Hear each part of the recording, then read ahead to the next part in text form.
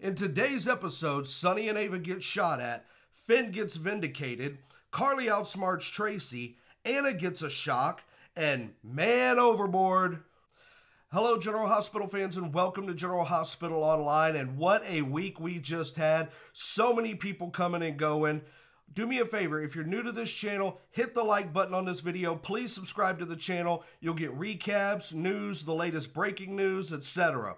Also, if you've been around this channel for a while, let me know if you would be interested in receiving a weekly newsletter all about the news and the latest going on, the comings and goings, the spoilers, things like that, on a newsletter that I can produce and send out to everybody every single week. Let me know if that would be something of interest to you. It's something that I've just kind of been toying around with the idea lately. I'd be interested in doing it, but I wanted to get your feedback first. So let's get right into the show.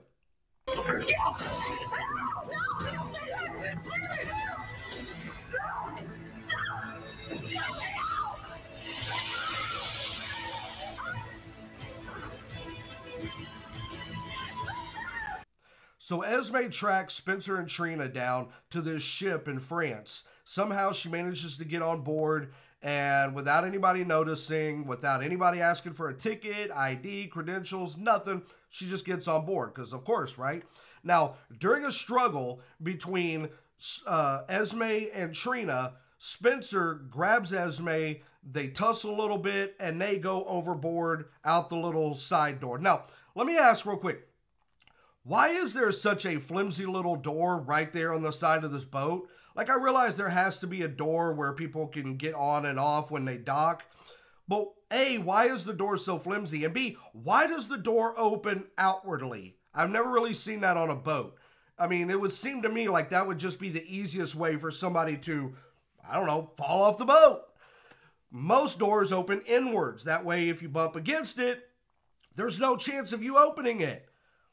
So, of course, this is, had to be for storyline reasons. That way, there's some, I mean, they could have easily taken a tumble over the top, and that would have been more believable. But to go through this door opening outwardly, it's not really believable. But anyway, Esme and Spencer have gone overboard. Now, Dante has showed up because, I mean, people could travel anywhere in a matter of an hour or two, and I'll discuss more of that here in a little bit. So Dante shows up to apparently help with the search, and they've got boats everywhere. But Dante, what is the latest on Spencer? Have they found anything? Look, or they have every boat at their disposal in the water, searching. And so far, there's no sign of Esme or Spencer. Now, when it comes to searches in water, especially in large bodies of water like oceans, searches can take days, sometimes weeks, before they actually make any kind of official decision. But we don't live in the world of reality. We live in the world of Port Charles, people. So after only a few hours of searching, this is what we get. Trina, Laura, I'm so sorry that Spencer is now presumed dead. Now, Laura, she apparently jumps aboard the Time Warp Express and gets back home to Port Charles that same night. Now, again, has anybody noticed how weird the travel is in the world of Port Charles? I never really noticed this until, a couple of weeks ago. It was actually my wife brought this up. The episodes where Angela Brighton comes back, right? Keep in mind, she was in town for 2 days. The day she met Maxie at the funeral, she told Maxie that she had to go back home the next night, right? Maxie tells her, meet me here at Kelly's the next morning and you'll get to interview people, okay? Now, Angela has to leave back that night, all right? Keep that in mind. So she's only there for 2 days. In the span of 2 days, Felicia and Carly find out at the funeral about what Bobby's been doing in Amsterdam. They fly from New York to Amsterdam. They wait at a pub for several hours, Carly's own words, they've been waiting for hours, to meet and talk with Bobby's connection there in Amsterdam. They talk to her, get all the information they need. Who knows how long that conversation lasted, right? Carly figures out that the girl that Bobby was hiding away is in a cabin in Toronto, Canada. So they have to go to the airport, jump on a plane after going through security and all this other stuff. Jump on a plane from Amsterdam to Toronto. Go find this cabin in the woods. Rescue this girl. Talk to her for who knows how long. And then make it back to Port Charles all in that time. And again, I wouldn't have noticed it except my wife brought it up. And this is now something we kind of joke about because even she looks at it and she's like, this is ridiculous. And then when they get back, Felicia says something to Maxie, and Maxie like, haven't you done enough sleuthing for 1 week? So they're trying to make it seem like a whole week's worth of stuff just happened, which would have been more believable if you hadn't have told us that Angela was only in town for 2 days. It would have been a lot more believable. But anyway, I digress. Tangent over. Laura comes back home. She's grieving about Spencer, and then she gets the shock of a lifetime when she gets a knock at her door.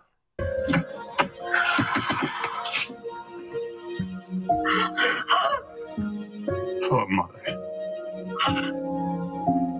Yep, Nicholas is back along with baby Ace, and apparently, somehow, because all of this has happened in one night, Nicholas already has heard about Spencer. You can see it from the look on his face when Laura opens the door. He knows about Spencer, and he made it from wherever he was back to Port Charles in the same night. Again, it's a time warp. I swear to you, when they travel using a time warp jet. It's like the DeLorean in Back to the Future. When that baby hits 88 miles per hour, they just fly into whatever zone and time frame they want to fly into. I'm convinced of it. It's the only explanation, right? So Nicholas is back. I wonder what's going to happen to him now that he's back in Port Charles. Is he going to stick around? Is he even going to show up at the funeral? My thought would be if he shows up at the funeral, he's going to have some metal bracelets put on him right there on the spot, right? I mean, he's still a wanted man. Granted, Dante's already kind of deduced that what he did with Ace isn't technically kidnapping because he is the father, but he's still wanted for holding Esme captive. Now, Esme's gone. Nobody can find her either, which, by the way, I mean, I understand why nobody would ask, hey, have you found Esme? And they're like, hey, let her sink. We don't care. So Nicholas is back, and I wonder, do you think Nicholas is going to stick around full time? Let me know in the comments below. Do you think Nicholas is sticking around and he's going to just man up, do what his son told him before he took off, stick around and face the consequences, man? You got to stop running from this. You've got to face whatever is coming to you. Do you think Nicholas, now that Spencer is gone, do you think Nicholas is going to finally heed that advice and say, you know what, Laura, I'm turning Ace over to you, and I'm going to turn myself in, and whatever happens, happens? I would like to see that personally. We've got to have some movement in that storyline. We can't just have Nicholas popping in and out here and there constantly on the run. I would like to see Adam Huss really given a full-time shot at this role of Nicholas and see what he can bring to the role. When Marcus Coloma started, I wasn't really a big fan of his, of his performance, I should say. Nothing against him. But I just wasn't buying him as Nicholas. But as time went on, I really started liking his performance. I feel like he really got more comfortable and settled into the role. And because of that, the performances were so much better. And I would like to see what can Adam do if he's given that role every day. He can really immerse himself into it, and let's see what he can do. I would like to see Nicholas come back full-time. What do you think? Do you want Nicholas back full-time? Do you want him to just drop off Ace and hit the road? Let me know in the comments below, what do you think is going to happen with Nicholas going forward? Now, I have to take this time to give a really big hat tip to what I think was the absolute best performance of the week. This was a little hard because there was a moment with Tracy Quartermain, and I'll get to that here in a little bit because I want y'all to see what I'm talking about. But I absolutely, hands down, felt the best absolute performance of the week was Spencer versus Esme. How does it feel, Spence? Not knowing where Trina is, not knowing if she's safe. Every second of separation, it's agony, isn't it? Well, your little pangs do not compare to the torture that you and your father have put me through. You took away my child. Ace is a part of me, and now he's gone, so go ahead. Squeeze the life out of me. Kill me and Trina both. No, Do it. I'm not going to kill you. Do it. I'm not going to kill you because I want you to live a very, very long life, living with the pain that you just described to me, because you are never, ever going to see your son again, Esme.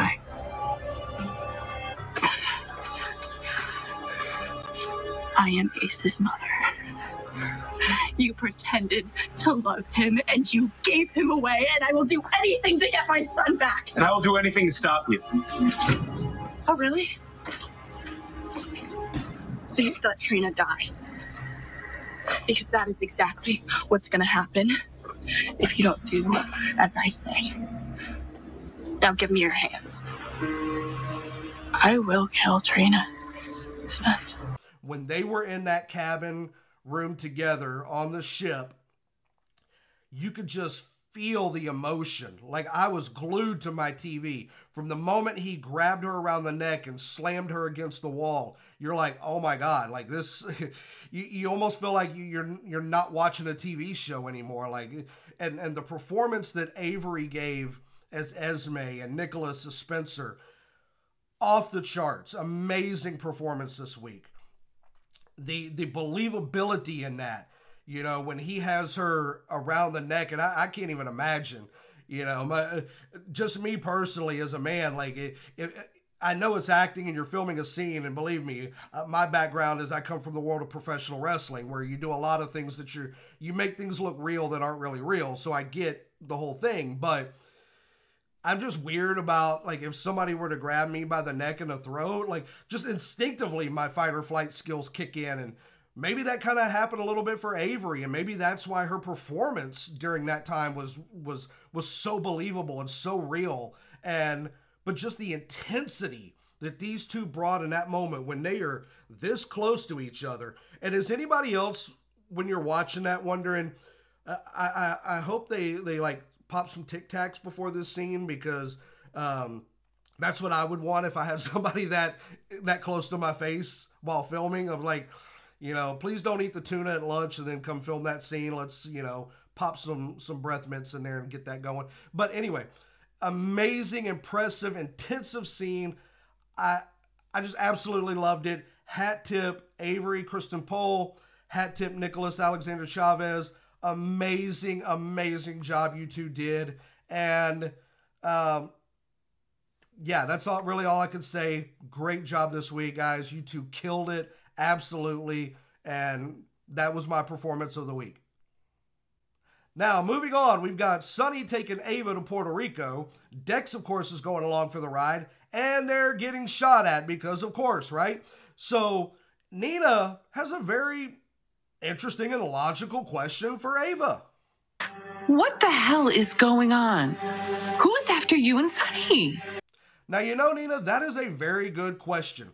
And I have some thoughts on that. I have a theory that I'm probably going to touch on in another video that'll be just specifically devoted to that theory, because I may be wrong and I may be right. I have a very interesting theory as to who the shooter is, who they are connected with, and how this thing will all come full circle in the end. So you'll probably have to stay tuned. Maybe one of my next videos, I'm going to break that down and get more into detail about my thoughts on that. Now, Sonny has some own thoughts of his own. Sonny, what do you think about this individual? Whoever did this knows our system on the inside and out, procedures, operations. Oh, he definitely does know your system, Sonny. He knows your system inside and out, without a doubt. Stay tuned to this channel for more on that. Now is a good time. I want to ask, please like this video. If you're not already, hit the subscribe button so you can stay up to date on all the latest news, recaps of the week, any breaking news, any comings and goings that are going on. You will find that out right here on this channel. There is no clickbait here. There is no made up rumors. There is no made up lies about what we hope would happen. You will get the absolute 100% truth right here at General Hospital Online. Hit that subscribe button for more. Now, did anyone else enjoy the little interaction between Carly and Tracy at Crimson this week? Personally, I did. I like these two together. I think Laura and Jane are such amazing actresses that we don't see these two square off enough. And I really hope we get more of that interaction in the future, because these two on screen are dynamic. Now, Maxie, Brooklyn, and Sasha come in to meet with Laura to kind of feel out like, hey, we're not sure about you being in charge of Crimson, because we were used to dealing with Nina, and Nina was doing a great job. We don't know what you can offer us.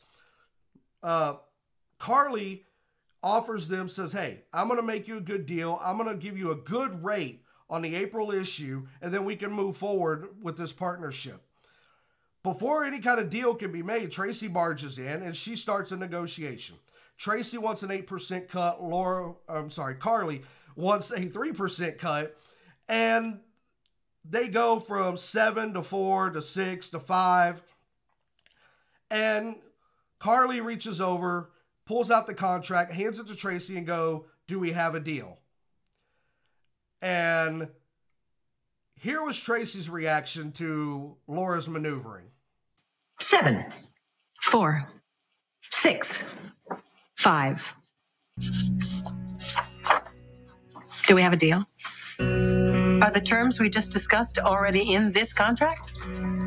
Down to the decimal. Wow. Well played. Give me a pen. And by the way, before we go any further, I know I just said Laura again when I meant Carly. I don't know why that name keeps sticking in my head now that I've already kind of messed up the name twice within this same segment. I think it was because I mentioned Laura, the actress, during this. So I get it. I totally messed up. It was Carly, not Laura. I didn't want to confuse anybody. So yeah, Carly outsmarted Tracy on this one. And I kind of like to see it. I thought it was a fun little moment. Now, with Drew naming Carly the editor-in-chief at Crimson, does anybody else get the feeling that maybe this might be a mistake and probably not the best way to run your business? Apparently, I'm not the only one who has this concern. Drew Kane is leading with his heart, not with his head. Now, look, I get it. Carly is a very, very smart woman. She has run several businesses. She has done great in everything she's done. In fact, some people complain Carly doesn't lose enough in life. She always seems to win no matter what she does. However, as a business person, I just find it a little strange that Drew is leading more with his heart than his head.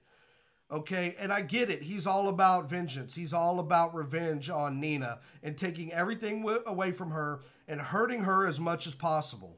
Best business decision I have ever made is making you editor-in-chief of Crimson. And I'm sure, judging by what we're already seeing, that things are going to work out just fine for Carly. But I just have to say, I don't know if Drew is a great businessman to make a decision that is so led with his heart and not his head. Like I said, I'm sure because it's Carly, it's going to work out just fine and everybody will live happily ever after. But I just found that a little weird. Like, why are you making a decision on a multi-million-dollar company just based off your heart and your need for revenge? Now, going back to something I said earlier, and this is in regards to Tracy Quartermain. I felt like she had such an amazing scene with Gregory this week. I want you to take a look at this video. It's about a minute 20.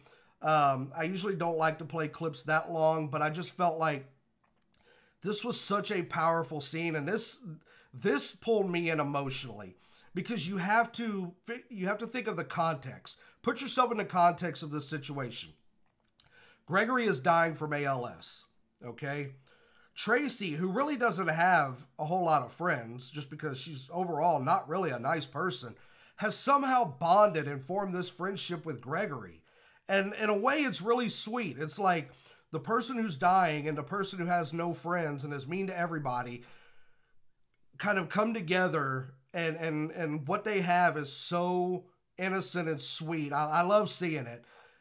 But there was a particular scene that just honestly hit me emotionally because at that moment I was in the middle of the context of this friendship and this relationship between Gregory and Tracy. Take a look at this clip and you'll see exactly what I mean. You didn't use your financial powers of persuasion to make it worth her while to drop the lawsuit? So, if I was ever to conceive of doing such a thing, so what? would be unethical, one thing. And you might be in a heap of trouble if the district attorney deems it constitutes a bribe. Well, lucky we're just speaking about hypotheticals. Hypothetically, if it were true, I would be extremely grateful that Finn has a friend who's willing to put herself on the line for him. And I would owe that friend quite a debt. Good to know. But I doubt that friend would ever collect. I mean, what else can you say except wow? I mean, that was powerful. I mean, Jane Elliott, such an amazing actress. And in that moment where she says, and I doubt that friend would ever collect, like, you could just feel the emotion. You could tell this was one friend to another friend who knows they're dying, who's saying, look, I'm here for you. I'm here for Finn. I will do anything I can for the people I care about. And when Tracy does something like that from the heart, she absolutely does not expect anything in return. And she would never call in a favor or call in an IOU for something like that. So to me, again, that was just a very touching, heartwarming, emotional moment. And what do you think? Let me know your comments. What did you think about this interaction between Tracy and Gregory? I thought the whole thing from beginning to end in that courtroom was just amazing. You go from lighthearted and kind of comical to, at the very end, just pulling at every heartstring you possibly have. Let me know what you think in the comments below. What are your feelings on this friendship between Tracy and Gregory? Personally, I think it's really sweet. I think it's great that they both have each other, and I would like to see them interact more. Now, what an ending to Friday's show and to the entire week. We saw this mystery man literally run into Carly coming out of Bobby's. So he introduces himself as John and says that he used to work there. Now, I figured there was something up with this guy, but I don't know anybody named John. I started watching in 1998. I didn't know anybody named John and I'm trying to think back during my time. I mean, of course, it could have been before my time, but I'm thinking, okay, who worked at Kelly's? Like, Elizabeth worked there, several other people. Gia worked there, you know, but I'm trying to think of the guys that worked there, and I couldn't think of anybody. And I'm like, okay, well, maybe this is somebody, maybe it's not. So he sits down and he talks to Leo, which is really weird. Like, why would Olivia, when seeing this strange man sitting at a table with her son, be so calm about this stuff, especially being a New Yorker and the way Olivia is? You would think she would have come in guns blazing going, what the hell are you doing with my son? Why is a grown-ass man sitting at a table with my child? That would have been my reaction. My reaction is, there's about to be some furniture moving around this place if you think you're going to sit down with my child. So he just kind of turns on the charm, turns on the smile, and immediately asked if Leo was on the spectrum, because his son, who is now an adult, was also diagnosed. And through that one question, Olivia is just, oh yeah, okay, well, you're obviously a nice guy. What are you thinking? I've never been to New York. I don't know too many New Yorkers, but I have heard for pretty much my entire life that New York is a state of mind, okay? Especially when you're talking about places like Bensonhurst and the Bronx and Queens and all these places like that. There is an attitude, there is a mindset. And if there's anybody out there that is from New York, please tell me. Tell me if I'm right or wrong about this. Like, you're not putting up with that. I don't care how charming the guy is. I don't care how great his smile is. I don't care if he does recognize something in your child. He's still a complete stranger sitting at a table with your child. What part of any 30-second conversation is going to make you okay with that? I'm from Texas. We ain't putting up with that. We ain't walking. First of all, I ain't letting my child go into that place by themselves. That's just first of all. Second of all, I'm coming in guns blazing. Maybe not literally. Don't get me wrong. I'm not saying that. But I'm coming in hot at the situation. I just don't get it. But apparently, we find out later that this John guy is an FBI agent who comes busting through this hotel room door where Anna and Jordan are trying to set up this gun cellar. John busts through the door with 2 other FBI agents and basically says, hey, y'all need to put down your guns. We ain't putting down ours. And Anna kind of was like, oh, so I guess you're the guy in charge. Well, take a look and see, and you'll find out who exactly this person was. So I take it that you're the agent in charge. Don't you recognize me, Anna? Wait. Jagger? So yes, ladies and gentlemen, Jagger Cates is back. Now, in full disclosure, all I ever knew about Jagger was A, he was played by Antonio Sabato Jr. 2, it was before my time of watching. It was in, what, the early to mid-90s, I'm guessing, mid-90s. I came in 1998. So I didn't get to see any of Jagger at all. But apparently him and his brother Stone, Brenda, Karen Wexler, Jason Quartermain, they were all kind of linked together and in the same circle. I didn't know anything about him. The only thing I will say, and this is kind of a minor critique, if you are going to recast a character, right?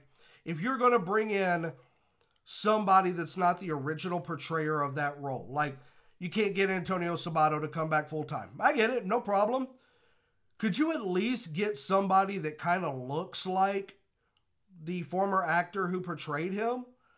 Again, it kind of was the same thing when you had, perfect example, when Tyler Christopher first left the role of Nicholas Cassadine and you brought in Colton Scott.